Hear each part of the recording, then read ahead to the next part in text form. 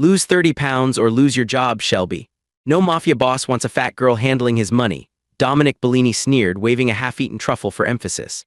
As laughter cracked through the glass-walled boardroom of Bellini Financial, Shelby felt the taunt like a slap, three men in tailored suits snickering while pastries scattered across the glossy mahogany in front of her.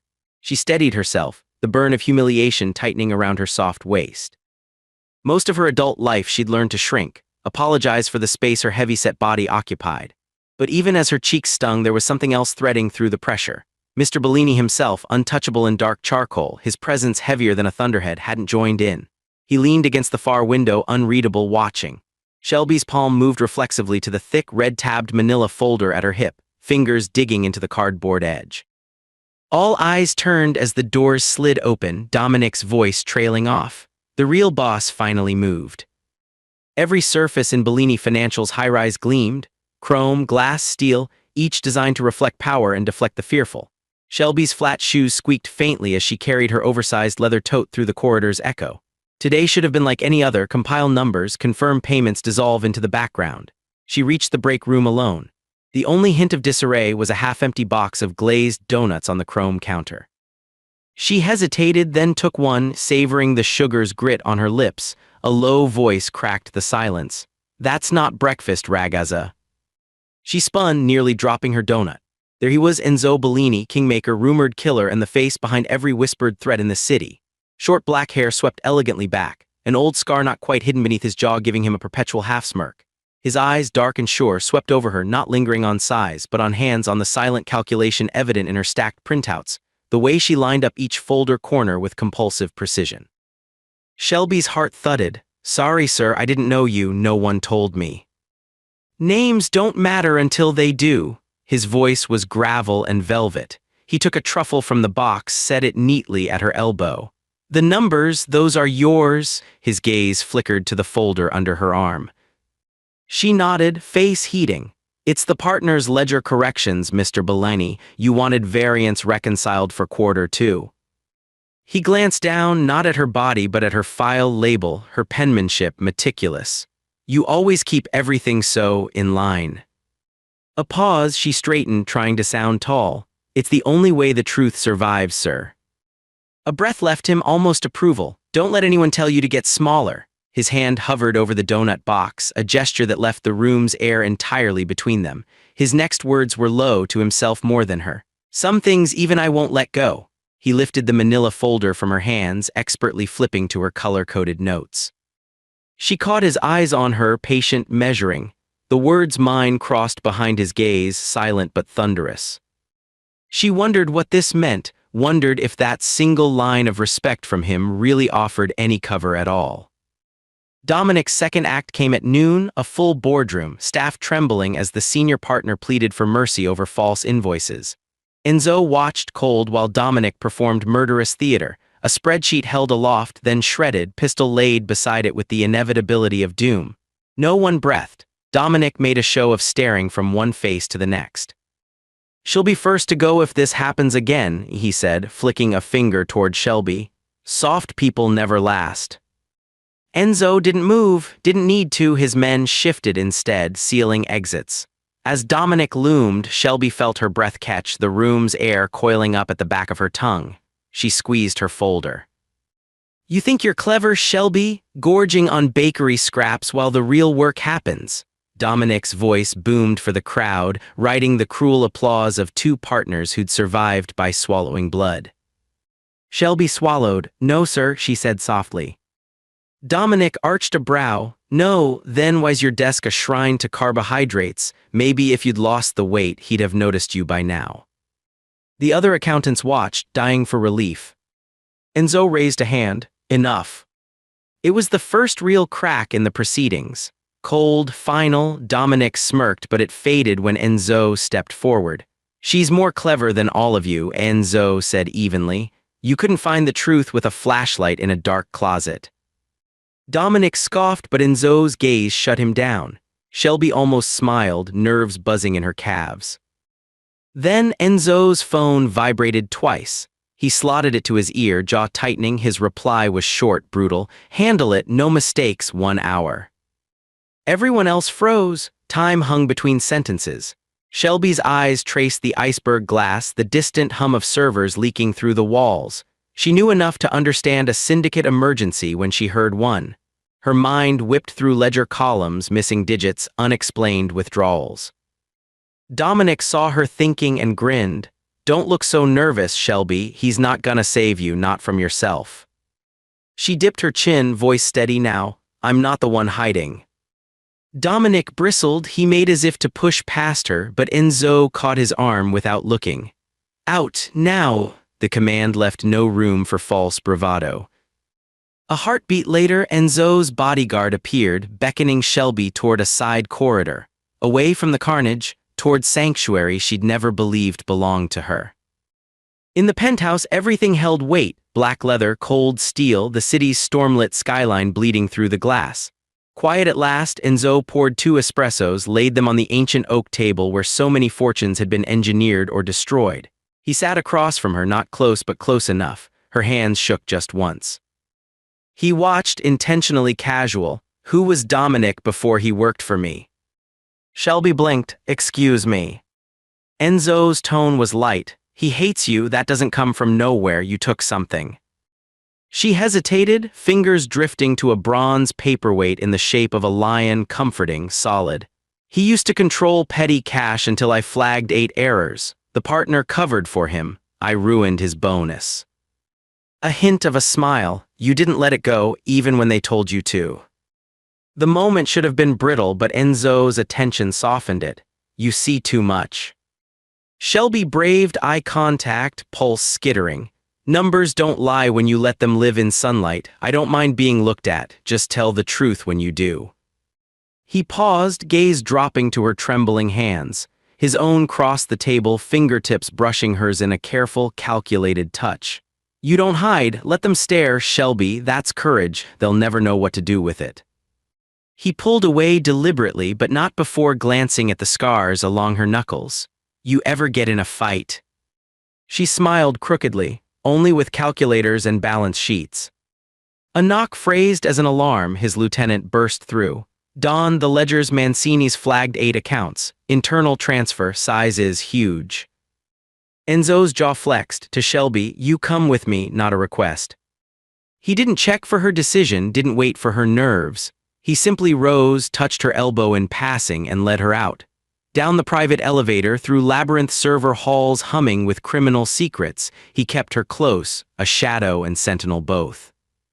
The syndicate war room was fire and ice. Glowing monitors, hurried code analysts pressing keys, servers blinking with threat. Shelby's gaze darted to the oversized manila folder, still safe under her arm. Enzo barked commands, his presence consuming every corner. "Nobody leaves till I say, Mancini's people move tonight. The accounts, they're bleeding out." A senior lieutenant brandished a ledger.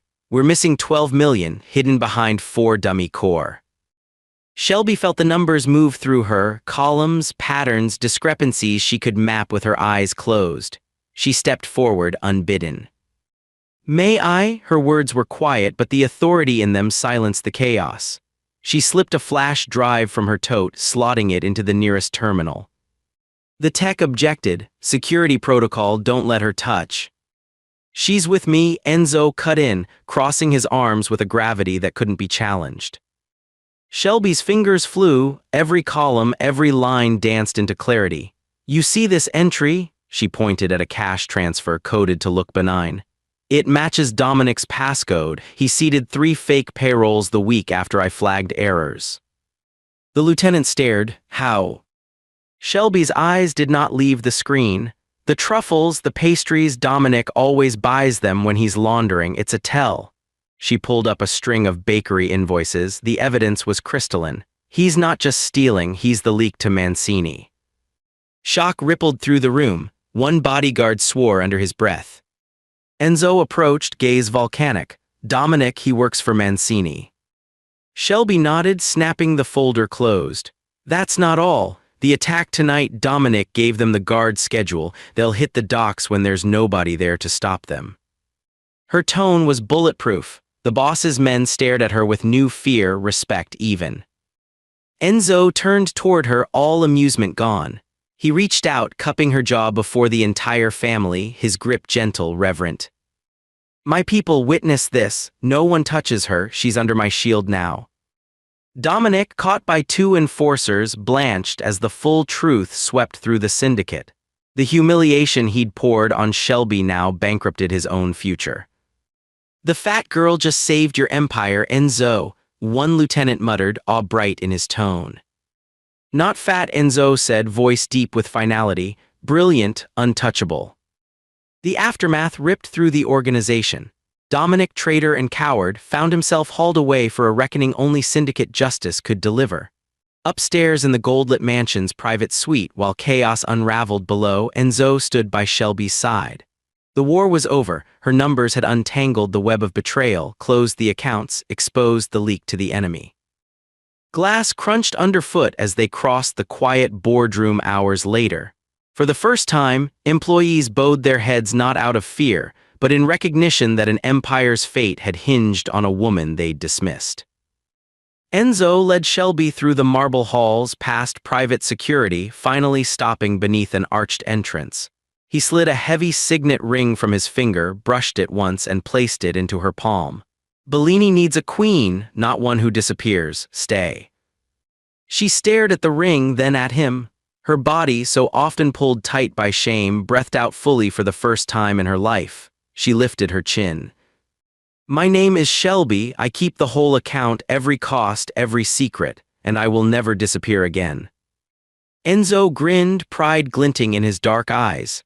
Outside, dawn burned the city silver. The underworld had a new standard. The Mafia Boss had demanded she shrink, but her refusal left him obsessed. Now, every eye in the city would learn the weight of a woman who would not be bent. If you enjoyed Shelby's rise like this story, subscribe for more dark Mafia romance, and tap the bell so you never miss a twist. Shelby never expected the city's cold spring sunlight to taste so sharp on her skin. 6 days had passed since the docks raid failed, since Dominic was spirited off in black sedans, since Bellini's men whispered her name with a caution close to awe. All week the organization moved around her in widened arcs, equal parts reverence and wariness.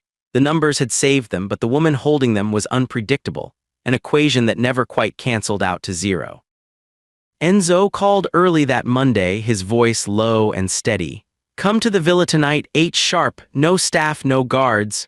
His meaning was clear. This was not a summons nor a test. It was something else entirely. Shelby spent the afternoon in quiet preparation, hands smoothing jittery energy into the collar of her blouse, the neat lines of navy slacks. She caught her reflection in the mirror and steadied herself. No apologies. She would not shrink, not now. The Bellini villa stood alone atop the cliffs, ancient stone blushing in the sunset. When the wrought iron gates parted and she stepped through, she felt the weight of unseen eyes. Bellini's world was never truly private. Yet tonight, the guards faded before she reached the great doors. Inside, only Enzo waited, framed by fire and gold. He was dressed simply, open collar, shirt sleeves, hands tucked into his pockets, but nothing about him was casual. That old scar caught the light as he smiled. You're brave, he said by way of greeting. Very few come back after the war room. She smirked, nerves sparking. I prefer my battles on spreadsheets, but I learn fast. He led the way, not to the formal dining room, but out to a stone terrace overlooking the city's trembling lights. A small table sat beneath an arching olive tree. On it, 2 short glasses, a battered Italian chessboard, and a battered red folder with her own careful notations. Shelby's hands fidgeted, then stilled. She took her seat. What are the rules tonight? Enzo's hands arranged the chess pieces with almost tender care. No rules except one: truth. He leaned forward, gaze flint and velvet. You could have run, you know, taken your flash drives, your genius, and sold us to Mancini yourself. Shelby's reply was colored with something ancient, a stubborn refusal to betray her own shape. I never run, I face things. It's how numbers work. You stare at the ugly falsifications until they're only numbers again. He gave a soft huff, appreciating her. His fingers brushed the side of her wrist, lingering long enough to be noticed. You stared at me too that day. She met his gaze without flinching. You were honest. The room was filthy with other things. Enzo's smile flickered, gone as quickly as it appeared. Most people would rather choke on lies than survive the truth. Dominic never learned that. She dropped her eyes, tracing the boards between them. Dom never saw me, only what he wanted to see, a fat girl small enough to ignore. That's the biggest mistake anyone can make with me. There was no self-pity in her words, only the iron of experience. Enzo poured dark Amaro into their glasses. You're not afraid of us then. I was once, I'm not now. I understand the ledger of fear, it pays badly, but loyalty, when it's real, changes all the numbers. He studied her in silence, then raised his glass. To loyalty. The Amaro tasted of bittersweet herbs, strange, old, powerful. They played 3 slow games of chess as dusk drifted to night. The only sound the soft clacking of wood and Shelby's steady, measured voice as she named old mistakes and new ambitions. She spoke of her mother, dead too young from working 3 jobs, of loneliness twined through school hallways where desks seemed built for smaller girls, of the mathematics competitions she always won if never cheered for it. Enzo listened, not the way men do who are waiting for their turn to speak. He listened to absorb, to understand where her skin ended and her essence began. You said Bellini needs a queen, she said at last, the third game folding to a stalemate between their pawns. He nodded. I did, and I meant it, not for show, for the future. Our strength is in people the world overlooks. I want you at my table every night, every meeting. If there are men who can't see what I see in you, they don't belong. Shelby blushed, unused to this kind of directness, admiration, not for her mind alone, but the wholeness of her person. It'll make enemies. All power does, he answered, but our bloodlines have survived worse. And you, his lips quirked, might save us all again someday. If anything ever happens to me, you know everything, I trust you. She swallowed, hands trembling on her lap, once with fear, now with the enormity of being chosen. He reached across the board, taking her hand, thumb circling the inside of her wrist with confidence. Say yes, Shelby. A cold breeze swept off the bay. Her answer, when it came, was a whisper and a thunderbolt. Yes. The next day, the news broke: Dominic's disappearance, the Bellini organization's sudden quiet recalibration. Gossip sizzled along legal offices from Manhattan to Milan. Enzo Bellini's new consigliere was a woman, and not the sort you'd ever expect. Within weeks, Shelby's role was more than ceremonial. She was brought into meetings with brokers and bankers, learned the encrypted subtexts of mafia negotiation, the subtle shifting of favors and debts. Some men bristled, sanity dented by a loyalty that didn't look like them. Most learned to keep their skepticism behind locked lips. The few who did not found themselves frozen out, cut from the ledgers Shelby now maintained under her new password. Only one person challenged her directly: dour, silver-haired Pieter, Enzo's oldest advisor. They met in the boardroom one thunderstorm-soaked afternoon, the city's skyline fractured by rain. You threaten the order, he said, voice low as thunder. Your rise is too fast, men notice. She didn't flinch. You mean men envy. They'd rather see me stumble than admit a mistake cost us 12 million and nearly the docks. Pieter's mouth thinned. Strength isn't only numbers if you make the wrong enemy. Numbers only lie if you let them, she interrupted. Enzo knows that, so does everyone else now. I'm not here to order people. I'm here because I keep accounts honest, keep the lifeblood moving. If you want order, help me build it. If not, her voice sharpened, do what you must. I'll do what I must. He looked into her, seeing the line beyond which there was no compromise. After a tortured pause, Pieter inclined his head. Perhaps you will do. After he'd gone, Enzo appeared in the doorway, having watched without interfering. A faint smile played about his lips. His respect is rare. She eased, letting out breath. I don't need them to love me, just to know I won't break. He crossed to her in 3 strides, hands bracketing her face. They'll know. The day will come when you walk into a room and the world makes space. He kissed her slowly, as if savoring each new confidence. It was the first of many. If Shelby's ascension sent tremors through the underworld, it set off earthquakes in her personal life. Her mother's old friends, women she'd known as second mothers, aunties whose hugs always lingered longer than their words, sent letters of joy and worry tucked into holiday cards. Aunt Lorraine wrote in tight looping script, "Don't let them change you. Eat good food, keep your light." Weeks blurred, months passed. The city's heat thickened with August, and the Bellini organization remade itself with Shelby at its heart. New codes, new reporting. The little things that had always been the fat girl's obsession were now standard. Payroll reconciled, money laundered smarter. The pastries returned, but now placed at every boardroom meeting, a silent rebuke to every old insult, her own new tradition. One night she and Enzo walked through the empty boardroom, shoes echoing across marble. Sun had set, city lights ran like melted gold beyond the windows. He stopped, pulling her close. "Regrets?" he asked, voice gentle. Shelby shook her head, forehead pressed to his shoulder. "Only that I didn't start sooner. I used to think the only way to survive here was to shrink, to fit someone else's measure. But the more I let myself take space, the more this place changes around me." He traced his thumb along her jaw, smiling. "You don't belong in anyone's shadow, Shelby, not even mine." A flush crawled up her cheeks. They lingered together in the soft whir of the air vents, the world outside roaring and whispering in equal measure. "Do you ever miss it?" he asked quietly, "the quiet?" She considered, sometimes, but the quiet was loneliness. "Now I have a kingdom in a way, the money keeps us alive, but the truth makes us strong." He kissed her once, mouth firm and sure. "That's why you'll outlive us all, numbers don't lie, neither do you." In October, a new threat flickered to life, the battered remnants of Mancini's faction, embittered and desperate.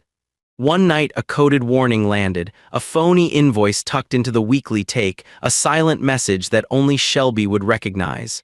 She deciphered it in the dark, alone at her desk. Enzo brushed in as if summoned by her worry. "What is it?"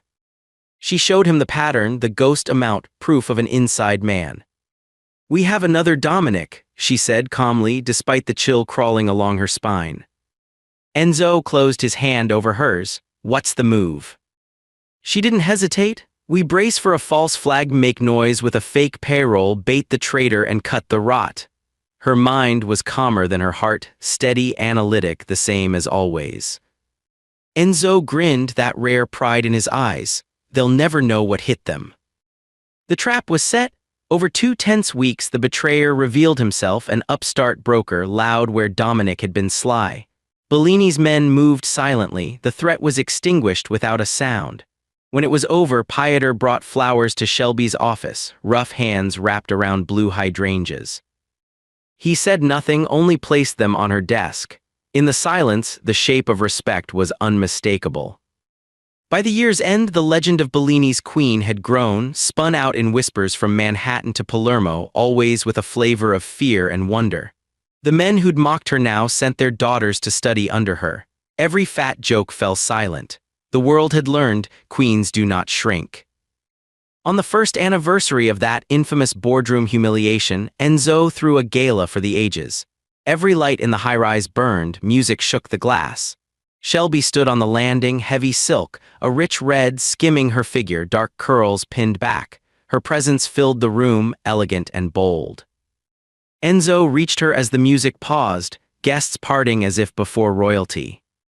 He took her hand and lifted it high, his voice riding cool and clear above the crowd. "This is Shelby Bellini. She has saved more than accounts. She has saved us all by refusing to disappear. If you want to serve here, remember her name. And remember that power takes the shape of anyone brave enough to claim it." The room thundered its applause. Shelby stood tall, pride burning through every pore, her victory so complete it tasted like honey. Later, when silence returned, she and Enzo watched the city from their private balcony, the lights of a world neither could ever fully tame. He drew her close. "You know we're never safe." She grinned, fierce in the moonlight. "No strong woman ever is, but I'll keep your books, Enzo. I'll keep your heart if you let me." And as the city hummed below, as the night grew thick and sweet, Enzo, most dangerous man in the world, knew with a certainty rare in his trade that in choosing a woman who refused to lose herself, he had chosen survival itself. They stood in the heart of their imperfect empire, no longer afraid, never small again, ready to face whatever price greatness would demand. Winter's first snow dusted the city's spires in winking silver the night Enzo called Shelby out of her office and into the hush of the rooftop garden. Cold clung to her coat in fragile crystals, glimmering against the deep red of her dress. Below, life kept moving: cars, ambitions, grudges, debts. Up here, it was only the two of them, breath clouding the air, hearts thrumming with something louder than old fear. Enzo took her hand without ceremony and pressed a folded slip of paper into her palm. She arched an eyebrow: an invoice. A rare smile: an invitation. Shelby unfolded it, handwritten, not typed. It read simply, "Dinner with my family. Sunday, no numbers, no business, just you." She glanced up, wary but warmed. "You're sure?" He squeezed her fingers gently. "It's time. If a queen can steady syndicate storms, she can survive my sister's questions." She let out a shaky laugh, tension melting in the cold. "I'm not afraid of them, Enzo, only that I might want this too much." His gaze, soft as night. "Good, want fiercely, you've never taken less than you deserved." When Sunday came, her nerves showed only in the careful pleats of her skirt, the way she checked her lipstick twice. The Bellini home was loud with generations, children darting underfoot, women with voices bright as knives. For the first time, Shelby's size was not a weapon wielded against her, but a fact among the many. The color of her laughter, the shape of her stories, the way she drew smiles even from the most guarded aunt. At dinner's end, Enzo's youngest niece climbed into Shelby's lap with impunity. "You're the numbers lady," she said. "Are you magic?" Shelby winked. "Only when I want to be." After dessert, Enzo found her in the kitchen, sleeves rolled and knuckles dusted with flour. "They love you," he murmured, wonder in his voice. She grinned. "And you?" He answered by brushing a sugar-dusted curl from her forehead. "Always." As midnight neared, they returned to the rooftop, the city stretching endless below. Shelby looked out, her breath steady now. "What's next?" she asked softly. Enzo slipped an arm around her. "Whatever you want, we build together. This city's never seen anyone like you." She smiled, finally weightless, and in loving herself, remade the world around her. In the kingdom she claimed for her own, Shelby stood tall. She would not disappear, not for anyone.